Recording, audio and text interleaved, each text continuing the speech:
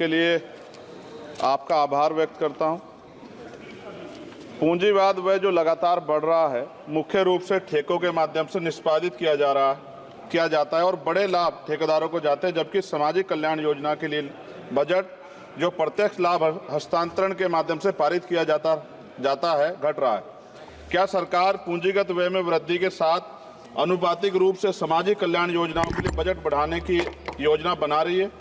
अनुसूचित जाति के कल्याण के लिए आवंटन पर विवरण यह दर्शाता है कि बजट के अनुमान 23-24 को 158,161 करोड़ रुपए और संशोधित अनुमान 23-24 का 146861.08 करोड़ रुपए, जबकि बजट का अनुमान 24-25 का 165597.70 करोड़ रुपए है, जबकि बजट परिव्यय 4765,768 करोड़ रुपए है, जो कुल बजट परिव्यय का लगभग 3% है। यदि नहीं तो अद्यतन आंकड़े क्या हैं? SC/ST योजना मुख्य रूप से आय सर्जन योजनाओं, कौशल विकास और बुनियादी ढांचे के विकास पर सकारात्मक कार्रवाई को लक्षित करती है, ताकि लक्षित आबादी के बीच गरीबी को कम किया जा सके, उन्हें गरीबी रेखा में ऊपर लाया जा सके। सरकार अनुसूचित जाति और जनजाति की आबादी के अनुपात में समावेशी विकास के लिए बजट आवंटित करने के लिए जाति गणना के साथ रुकी हुई जनसंख्या गणना कब शुरू करेगी? क्या सरकार बताएगी कि वर्ष 14-15 से वर्ष 23-24 तक प्रत्येक वित्तीय वर्ष के अनुसार SC/ST और TSP के तहत बजट की वह स्थिति क्या है? वित्तीय वर्ष 2014-15 से वित्तीय वर्ष 23-24 तक SC/ST और TSP बजट का लंबित बैकलॉग क्या है और बैकलॉग को कम करने के लिए क्या योजना है? क्या महात्मा गांधी राष्ट्रीय ग्रामीण रोजगार गारंटी योजना कार्यक्रम पर मद से 1 से पता चलता है कि 23-24 का वास्तविक व्यय 90806 करोड़ रुपए था और 24-25 का बजट अनुमान केवल 86,000 करोड़ रुपए था, जिसमें ग्रामीण श्रमिकों को रोजगार की गारंटी देने के लिए मनरेगा अधिनियम 2005 के तहत 100 दिन में काम देखते हुए भारी कमी की गई है। क्यों? 13.07 करोड़ सक्रिय श्रमिकों को दर्शाता है, जबकि बजट आवंटन 92.56 करोड़ 2024-25 में व्यक्तिगत दिवस सर्जित किए गए, यानी कि अब तक 7 दिन का रोजगार सर्जित किया गया। शायद G20 शिखर सम्मेलन दिनांक 7 फरवरी 2024 के वक्तव्य में संशोधित अनुमान के 74524.29 करोड़ रुपए की खर्च के संकेत दिया गया, जो बदल सकता है। बजट अनुमान 24-25 के तहत सक्रिय जॉब कार्ड धारक श्रमिकों को कितने दिनों की गारंटी कार्ड नौकरी की योजना बनाई गई है? राष्ट्रीय स्तर पर औसत दैनिक मजदूरी भुगतान क्या है? यदि सभी सक्रिय कार्ड धारक श्रमिक 100 दिन काम करते तो कितने बजट की आवश्यकता है? क्या मुफ्त अनाज देने के साथ साथ अतिरिक्त नौकरियां देना उचित नहीं? क्या यह वांछनीय नहीं कि सक्रिय कार्ड धारक श्रमिकों को कम से कम 6 महीने में 180 दिन की आजीविका रोजगार सुनिश्चित करने के लिए मनरेगा निधि में वृद्धि की जाए, ताकि उनमें अपनी रोटी कमाने का गर्व की भावना पैदा और सम्मान के साथ जीने का अधिकार को बढ़ावा मिले? स्कूली शिक्षा और साक्षरता विभाग पर समग्र शिक्षा बजट अनुमान लगभग 10.5% कम दर्शाता है। समग्र शिक्षा बजट अनुसूचित जाति और जनजाति की संख्या के अनुरूप है क्या? सक्षम आंगनबाड़ी और पोषण आंगनबाड़ी सेवा पोषण अभियान किशोरियों के लिए योजनाओं के लिए प्रावधान पिछले वर्ष की तुलना में कम है, जबकि NP ने प्रारंभिक बाल देखभाल और शिक्षा ECCI के पाठ्यक्रम की सिफारिश की, जिसके कारण अधिक आंगनबाड़ी कार्यकर्ताओं को उनके बजट की आवश्यकता है।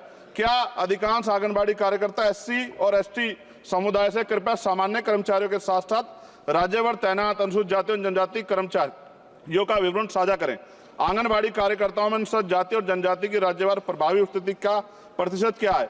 क्या प्रधानमंत्री आयुष्मान भारत स्वास्थ्य अवसंरचना मिशन, जिसके लिए बजट में अनुमान के लगभग 50% की कमी दर्शाता है, जबकि जनसंख्या में वार्षिक वृद्धि और अवसंरचना के कारण पूंजीगत व्यय में वृद्धि के बावजूद बजट अनुमान 24-25 में भी कमी की गई है? आप स्वास्थ्य में व्यय को किस प्रकार बढ़ाएंगे तथा इसमें GDP के 6% के स्वीकार्य स्तर पर लाने का प्रस्ताव रखते हैं?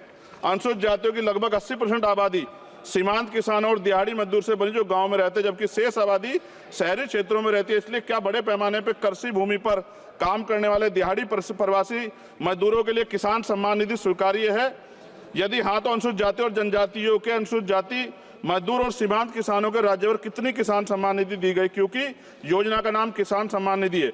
प्रस्तावित यूरिया सब्सिडी अनुसूचित जाति जनजाति किसानों की प्रतिशत जनसंख्या के अनुरूप तथा आप अनुसूचित जाति जनजाति किसानों के राज्यभर लाभार्थी जनसंख्या के बारे में जानकारी देंगे? क्या किसानों को लीगल एमएसपी की गारंटी का लाभ मिलेगा, देने को योजना है? वित्त मंत्री बताने कृपा करें, प्रधानमंत्री फसल बीमा योजना अनुसूचित जाति और जनजाति किसानों के पास कितनी भूमि है? माननीय कृषि मंत्री से अनुरोध है कि वो सामान्य समुदाय की भूमि के सापेक्ष अनुसूचित जाति और जनजाति की भूमि का राज्यवार विवरण दे। क्या प्रधानमंत्री उच्चतर शिक्षा प्रोत्साहन पीएम यूपीएससी, खत्म कर रहा हूं सर, लगभग 23% की कमी दर्शाता है? क्या प्रधानमंत्री उच्चतर शिक्षा प्रोत्साहन पीएम यूएसपी योजना के तहत प्रावधान एससी और एसटी की आबादी को ड्रॉप आउट के अनुरूप है? यदि हाँ तो pre matric, post matric, graduation और पोस्ट ग्रेजुएशन के प्रत्येक स्तर पर एससी एसटी छात्रों, ओबीसी छात्रों के ड्रॉप आउट दर क्या है? इसे कैसे कम किया जाएगा? उच्चतर शिक्षा प्रोत्साहन से राज्यवार अनुसूचित जाति और जनजाति लाभार्थियों का प्रतिशत कितना है? प्रधानमंत्री आवास योजना ग्रामीण बजट में कटौती के बावजूद उच्च आवंटन के कारण एससी और एसटी के अधिक घर बनाए गए हैं क्या? संशोधित बजट 2023-2024 में कटौती का क्या प्रभाव पड़ा? वर्ष 23-24 और 2023-24 के राज्यवार 22-23 और 23-24 के राज्यवार एससी एसटी समुदाय के साथ सामान्य समुदाय कितने घर दिए गए? सरकार द्वारा एससी एसटी और सामान्य समुदाय के राज्यवार कितने घर आवंटित हैं? क्या सरकार एससी और एसटी उम्मीदवारों की आवंटित घर की सूची पते के साथ राज्यवार दे सकती है? और अंत में महोदय, सबसे ज्यादा जरूरी है एससी एसटी वर्गों, ओबीसी वर्गों की जान की सुरक्षा। एनसीआरबी का डाटा यह कहता है कि इतनी महिलाओं पे रेप, एससी एसटी की और हत्याएं होती हैं, आज भी जुल्म होता है और कहीं कोई सुनवाई नहीं है, ना राज्य सुनता है। और केंद्र को, क्योंकि हम केंद्र से जुड़े हुए हैं, हम लोग केंद्र में कहते हैं तो वो राज्य के ऊपर छोड़ देते हैं। क्या दलित, आदिवासी, पिछड़ों को मरने के लिए छोड़ दिया जाए? क्या उनके जीवन का कोई मोल नहीं है? क्या उनकी बेटियों का सम्मान नहीं है? क्या उनकी बेटियां देश की बेटियां नहीं है? क्या उनकी माओ को अपने बच्चों की सुरक्षा की गारंटी मिलनी चाहिए, नहीं मिलनी चाहिए? जब बजट का तो सर तब कुछ करेंगे जब वो जिंदा रहेंगे। मैं लगातार इस पे आवाज उठा रहा हूं और मुझे नहीं लगता कि इस पे कोई उम्मीद हमें ज्यादा बची है। मैं आपके माध्यम से प्रधानमंत्री से मांग करता हूं कि इन वर्गों की सुरक्षा की व्यवस्था सुनिश्चित किया जाए। जब जिएंगे तभी तो कुछ आगे बढ़ेंगे, और अभी तो 75 साल बाद कहां खड़े हैं, ये किससे छिपा बनी। बहुत बहुत धन्यवाद श्री दर्शन, आपने मुझे मेरी बात रखने